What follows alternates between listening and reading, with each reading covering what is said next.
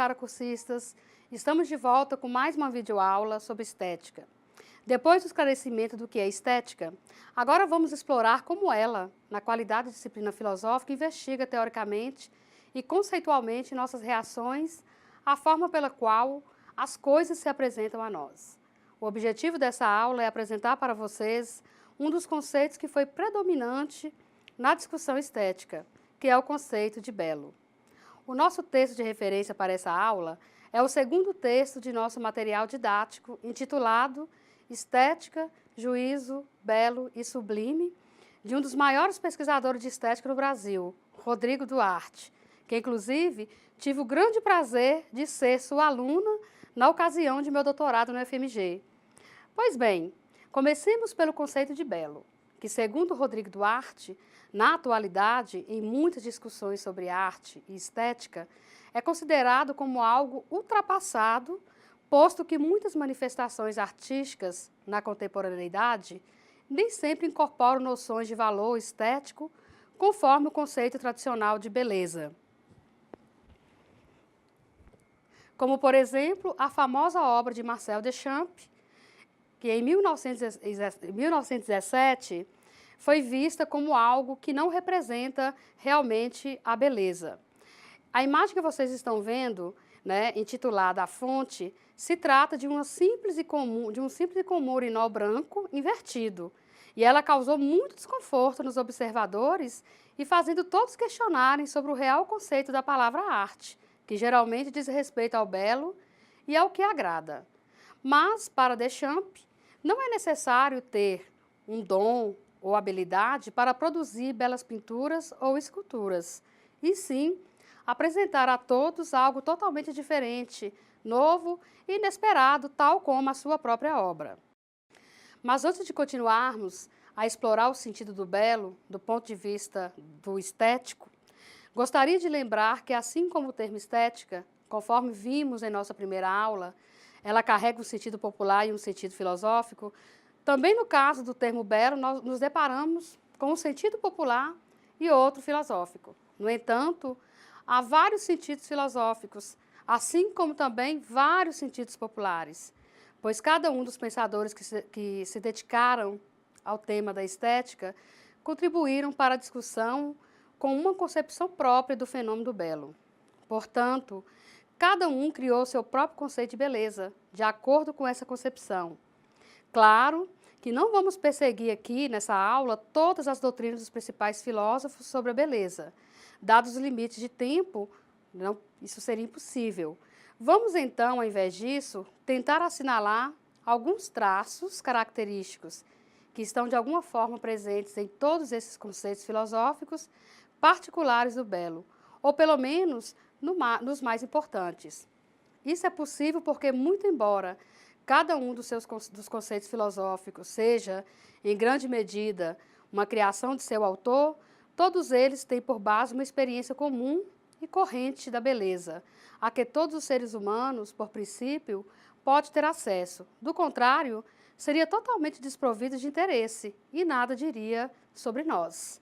Ora, essa experiência comum da beleza é a que está expressa no conceito popular do belo, do que concluímos que, assim como no caso da estética, os significados filosóficos do belo têm uma relação semântica forte com sua acepção corrente. O problema é que esse conceito comum de belo, como quase todos os conceitos abstratos em nossa linguagem usual, não é suficiente, claro, para falarmos do que seja o belo e do que seja beleza, de muitas maneiras e em muitos sentidos. Nós muitas vezes não prestamos muita atenção quando estamos diante de um objeto e dizemos que ele é belo. Proponho, então, que tentemos realizar uma determinação filosófica do conceito popular do belo, para que assim nos aproximemos dos traços comuns dos seus vários conceitos filosóficos. Isto é, vamos tentar aqui explicitar o que nós mesmos pressupomos implicitamente quando nos servimos desse termo. Então vejamos, o que é para nós belo? Ou para começar, qual é seu efeito sobre nós? Essa segunda pergunta é bem mais simples e já foi até mesmo parcialmente respondida. O belo, como já pontuamos, é aquilo que nos agrada, ou seja, nos contenta e nos dá prazer. O belo é algo que nos alegra e que, por isso, nos ajuda a viver e a gostar disto. Mas isso não nos diz quase nada, pois muitas outras experiências possuem o mesmo efeito. O próprio fundamento fisiológico natural do prazer iguala, neste ponto, o prazer proporcionado pela beleza a todos os outros.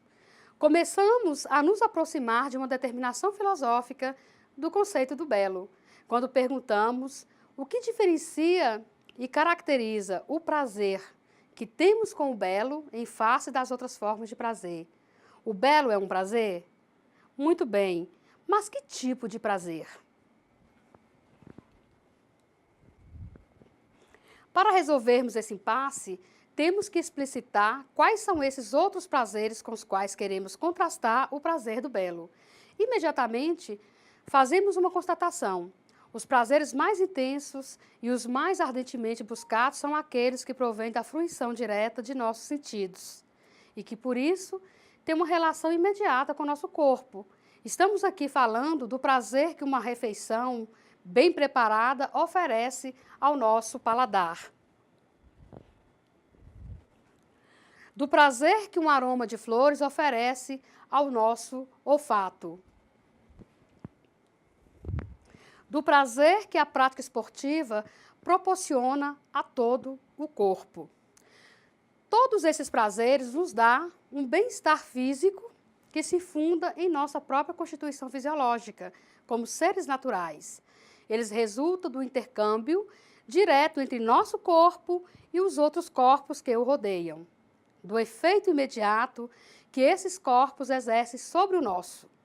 Seguindo uma terminologia consagrada na tradição filosófica, chamaremos aqui esse efeito imediato dos outros corpos sobre o nosso, na medida em que é, por nós, percebidos de sensação. Tais prazeres, resultantes da sensação, em todas as suas variações, parecem mesmo ser os mais elementares de todos, os mais imediatos e, por isso mesmo, os mais intensos. Em nossa mais tenra idade, já buscamos os prazeres da sensação, e eles permanecem sendo para nós uma espécie indispensável para a nossa existência. Sempre procuramos o que nos dá prazer e evitar o que nos causa desprazer. Tudo isso faz nascer a suspeita de que talvez todos os nossos prazeres sejam formas especiais desses prazeres sensíveis, elementares e imediatos, ou que estejam neles fundados. Mas será que esses prazeres, eles podem ser igualados ao prazer que o belo proporciona? Que relações de semelhança e diferença terá esse prazer especial que sentimos? Como, por exemplo, ao contemplarmos um entardecer no campo ou uma pintura que o representa, podemos questionar qual a relação dessa imagem com os prazeres imediatamente derivados da sensação? Ou, falando de forma mais abstrata, que relação tem o prazer proporcionado pelo belo com as formas fisiológicas elementares de prazer? Pois bem, como a filosofia, a estética quer saber o que é uma coisa bela. Pergunta-se pelo porquê a aparência de certas coisas nos agrada ao ponto de dizermos que são belas. Ou seja, ela quer explicitar conceitualmente os critérios pelos quais julgamos a aparência das coisas. Nós já sabemos que essas indagações só vieram a ser formuladas no campo estritamente da estética enquanto disciplina filosófica no século XVIII, graças ao alemão, que nós já falamos na aula anterior, chamado Alexander Baumgarten, para quem a faculdade estética é da ordem do conhecimento. No entanto, trata-se de uma faculdade de conhecimento inferior, que não pode rivalizar com a razão, mas pode fornecer um tipo de saber análogo ao da razão. Além disso, a nova disciplina introduzida por Baumgarten está circunscrita ao estudo científico e filosófico da arte do belo. Então, pessoal, esse predomínio da busca do belo não é novo na filosofia. Como diz Rodrigo Duarte, a discussão sobre o belo é quase tão antiga quanto a própria filosofia. E aqui eu vou trazer para a nossa discussão um velho conhecido nosso, o filósofo grego Platão, que mesmo não tendo escrito uma obra especificamente sobre estética, é possível dizer que há uma estética platônica. Platão foi o primeiro a esboçar uma teoria a respeito do belo, porém, trata-se de um construto essencialmente moral, na medida em que a beleza corresponde à ideia do bem, no sentido metafísico. Chamamos isso de idealidade do belo, o belo como ideia em si, com caráter transcendente. Para entendermos o que isso significa, faz-se necessário relembrarmos a poderosa teoria das ideias de Platão. Vocês já ouviram falar dela? Vamos lembrar o que diz essa teoria e em que consiste essa ideia do belo no sentido platônico? Conforme a imagem que vocês estão vendo, o mundo das ideias seria um mundo perfeito e imutável, que existe separado do mundo sensível, que é o mundo no qual nós vivemos, onde tudo é transitório e mutável. Neste mundo das ideias, há uma ideia superior a todas as outras, que é a ideia do bem. Somente através dela é que podemos conhecer verdadeiramente a essência das coisas. Nesse sentido, de acordo com essa teoria, a beleza sensível, isto é, aquela da qual nós falávamos agora há pouco, que diz respeito aos objetos que afetam nossos sentidos, nossos corpos, são para Platão insuficientes para atingirmos o belo verdadeiro, que seria uma ideia correlativa à ideia do bem, habitando um mundo separado da nossa percepção imediata, sensitiva. A questão é, como podemos atingir o belo que não diz respeito às nossas sensações, ou seja, ao que nos dá prazer, e sim a uma ideia? Platão sugere um caminho que nos guia até a ideia do belo em si mesmo. Trata-se do caminho dialético ou dialética ascendente, que seria uma espécie de método de aprendizagem segura para a apreensão do belo verdadeiro. E como esse método funciona? Esse caminho começa exatamente no mundo sensível. É uma espécie de ponte que começa no mundo sensível e termina no mundo inteligível. Em O Banquete, por exemplo, Platão defende a tese de que a natureza do amor se revela como a procura do belo. E essa busca tem o seu início no desejo dos belos corpos. Contudo, para que a beleza em si se realize, é preciso que ultrapassemos essa primeira etapa sensitiva por meio da educação promovida pela dialética. É ela que nos levará à contemplação da beleza em si mesma, isto é, na própria ideia do belo. Como podemos perceber, a questão da estética platônica envolve uma perspectiva pedagógica e também política. Com base em sua dialética, Platão julgou severamente a arte, pois quando ela é exposta ao público, ela é analisada apenas pelas sensações efêmeras que ela provoca, e não pelo que é verdadeiramente belo. Platão alega que o gosto e o prazer não são fontes seguras para julgarmos o que é belo. É com essa tese que Platão reivindica o conceito de um belo em si, de caráter transcendente, para fundamentar toda a beleza que se manifesta nos objetos sensíveis, sem com isto ser transitória ou relativa, tais como esses objetos. Essa discussão em torno do belo em si, que deve necessariamente estar vinculada com a ideia do bem, tem seu ponto culminante na mais famosa obra de Platão, intitulada A República, na qual o filósofo grego almejava a possibilidade de fundar uma cidade perfeita. Nessa obra, há uma passagem muito famosa e polêmica também. Trata-se do livro 10, onde Platão expulsa os poetas dessa cidade ideal. E qual seria a justificativa de Platão para um ato tão severo para com os poetas e os artistas em geral?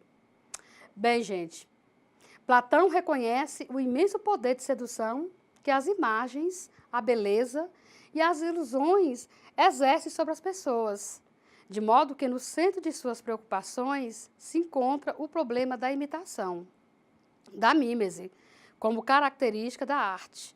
Há um texto no material didático da Priscila Rossinetti que trata desse conceito de forma bem específica. Procurem ler esse texto com muita atenção, mas, grosso modo, vou adiantar um pouco aqui sobre o conceito de mímese. Qual seria o problema que a imitação acarreta para a arte, de acordo com Platão? E por que, em função da imitação, Platão censura os artistas, principalmente os poetas trágicos?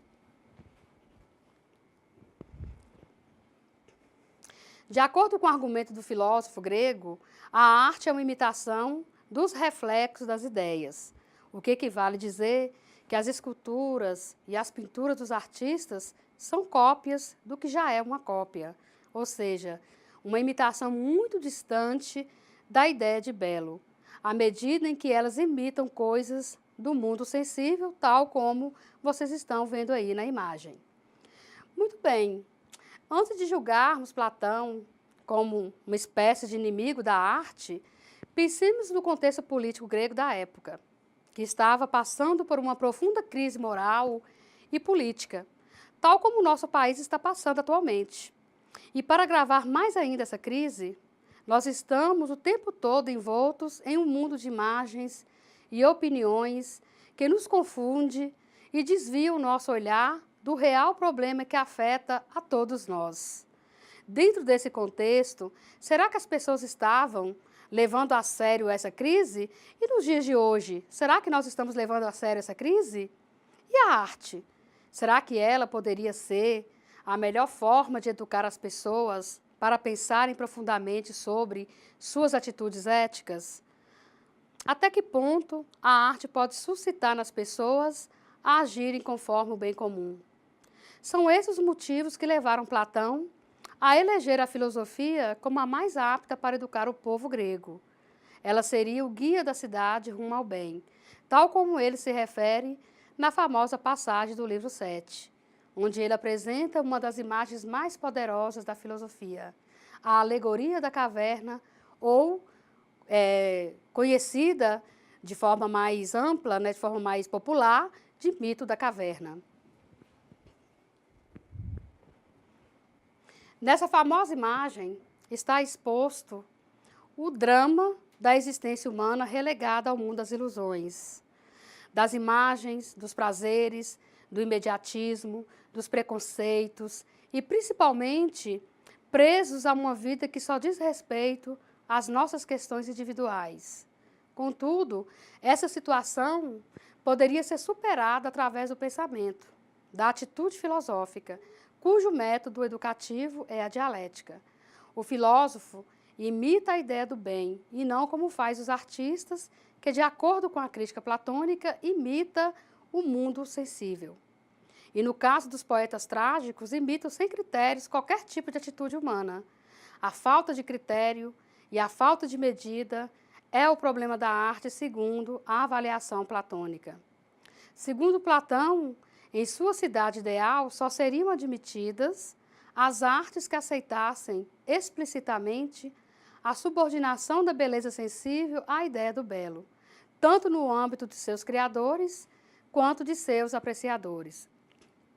Claro que devemos admitir que essa separação radical entre arte e filosofia, levada a cabo por Platão, deixou sequelas na arte. Sem exagerar, poderíamos dizer que toda a estética ocidental, da antiguidade até a modernidade, não cessa de repetir a história da separação entre mundo sensível e inteligível. Contudo, caros cursistas, apesar disso, a teoria platônica tem muito a nos dizer sobre os tempos tão sombrios que vivemos atualmente no Brasil. E aqui vai uma sugestão para trazermos o pensamento de Platão para a atualidade.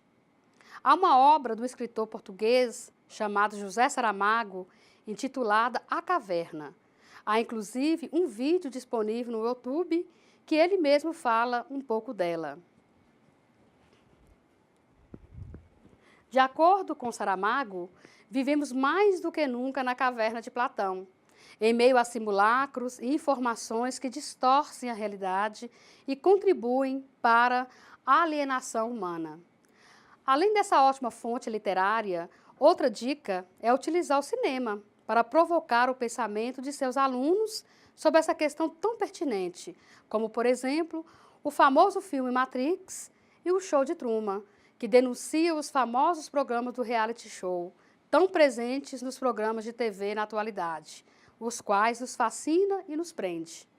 Embora todas essas dicas contrariem a proposta platônica, ou seja, utilizar da arte, da imagem, para criticar outros tipos de imagens, eu termino essa aula trazendo uma interessante provocação de Saramago. Escrevo para desassossegar os meus leitores.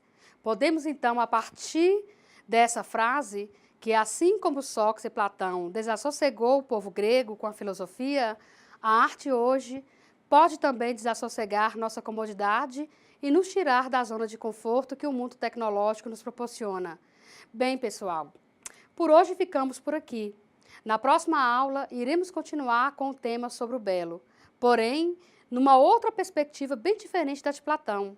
Falaremos sobre o juízo do gosto ou juízo estético na perspectiva da analítica do belo do filósofo alemão Immanuel Kant. E o texto de referência continua sendo o texto do professor Rodrigo Duarte. Até lá e um grande abraço para todos.